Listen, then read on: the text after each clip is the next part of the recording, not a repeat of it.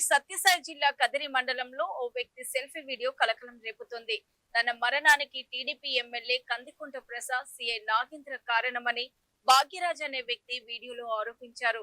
కమతంపల్లిలో తన ఇంటి స్థలం వివాదం నేపథ్యంలో ఇల్లు ఖాళీ చేయాలని తనపై ఒత్తిడి తెస్తున్నారని, దీంతో తీవ్ర మనస్తాపానికి గురయ్యానని వాపోయారు. అనంతరం భాగ్యరాజ్ తన భార్య పిల్లలతో కలిసి అదృశ్యమవ్వడంతో పోలీసులు గాలింపు చర్యలు చేపట్టారు. అయితే భాగ్యరాజ్ చేసిన ఆరోపణలపై అధికారుల స్పందన రావాల్సి ఉంది. నమస్కారం సార్. డిప్యూటీ సీఎం గారు, సీఎం చంద్రబాబు నాయుడు గారు, లోకేష్ గారు మమ్మల్ని మా ఇంటి నుండి వెళ్ళేసినారు. Kadiri CI, rural CI Nagendra sir మరియు ఎమ్మెల్యే కందికుంట వెంకటప్రసాద్ గారు మమ్మల్ని ఇండ్లు ఖాళీ చేయించి దౌర్జన్యంగా ఇండ్లు ఖాళీ చేయించేసి కంచె కట్టి ఇంటి నుంచి ఖాళీ చేసి పంపించేసినారు. మా చావుకు బాధ్యులు MLA Kandikunta Venkata Prasad, CI Nagendra sir గారే.